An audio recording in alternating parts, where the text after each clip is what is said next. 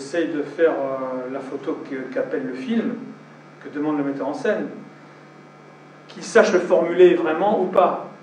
Parce que souvent, ce qui est difficile, c'est d'arriver à bien comprendre ce que le metteur en scène attend. La façon de le fabriquer, c'est notre affaire.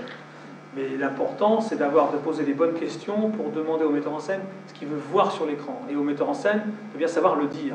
Je veux voir ça. Après, nous, en principe, on est censé savoir le fabriquer. Donc j'essaye de ne pas avoir trop de style particulier, parce que souvent le style, ça vient vite des manies. Je sais que si je suis dans telle situation, je vais faire tac, tac, tac, ça va aller, je vais savoir le faire.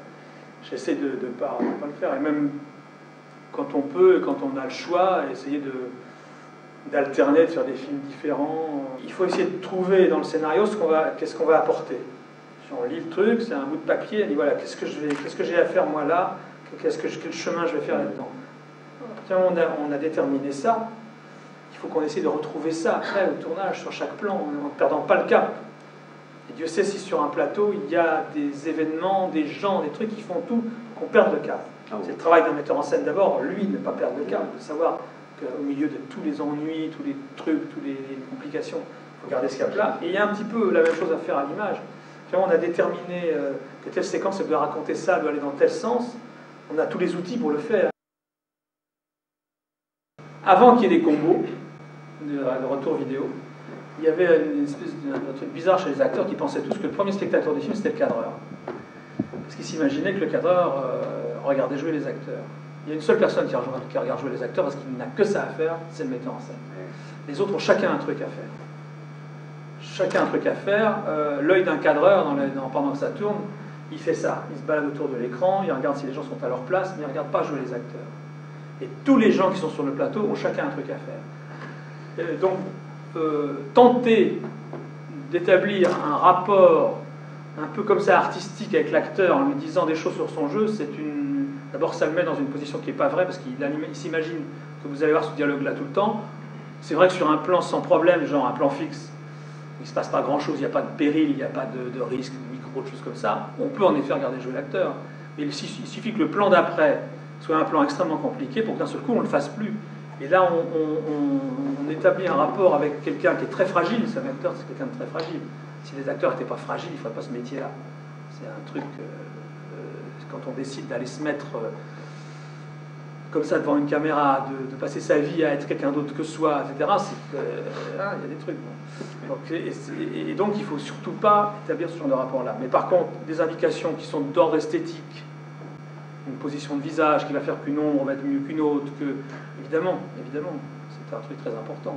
Enfin, ça, je vous dis ça parce que il faut éviter d'établir ce genre de rapport, à mon avis, ce genre de rapport faux avec les acteurs, parce que comme ils ont besoin de se raccrocher, ils ont tendance à le prendre et vous ne pourrez pas toujours prendre ce service-là et maintenir ce genre de rapport-là.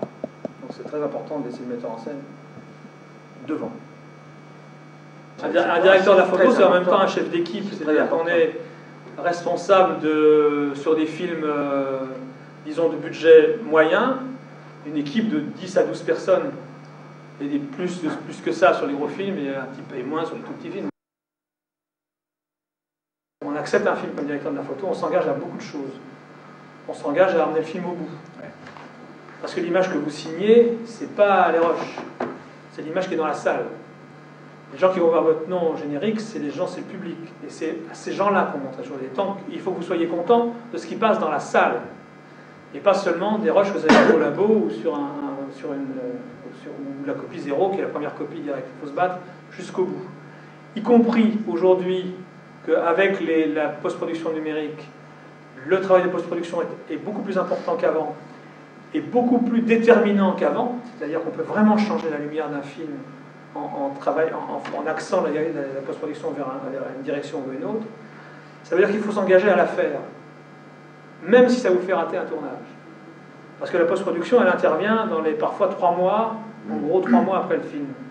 Et elle ne dure pas longtemps. Si vous voulez dire que vous avez fait l'image de ce film jusqu'au bout, il faut être là. Ça veut dire qu'il faut être à l'étalonnage. Il faut être à l'étalonnage, évidemment, il faut être à l'étalonnage, il faut aller contrôler les copies. Je crois beaucoup au documentaire, je crois que c'est très important d'en faire. C'est très important d'en faire pendant un certain temps. On va apprendre, d'abord parce qu'on apprend des tas de choses sur le plan humain qui seront utiles plus tard, tout court. Le cinéma, il a un peu tendance à fonctionner en vase clos. On a un peu tendance, quand on a comme unique univers les loueurs et les salles d'essai, les salles de cinéma, parce qu'on vit dans le cinéma, quand on est sur un tournage, on ne sait plus ce qui se passe à l'extérieur. Le documentaire, c'est le contraire. Vous êtes en libre cours, vous vous débrouillez, vous partez à 2 ou 3, vous allez en général, très souvent, moi, c'est ce qui m'arrive en ce moment, dans les endroits, dans les pays où il y a des choses très graves qui se passent, des choses importantes, ça remet le cinéma un peu à sa place. Moi, je reviens de... Là, j'ai fait, il y a au mois de décembre, j'étais à Beyrouth. Ça rend modeste. D'un seul coup, on se dit, bon, oui, c'est vrai, il y a des gens qui ont des soucis un peu plus... Voilà.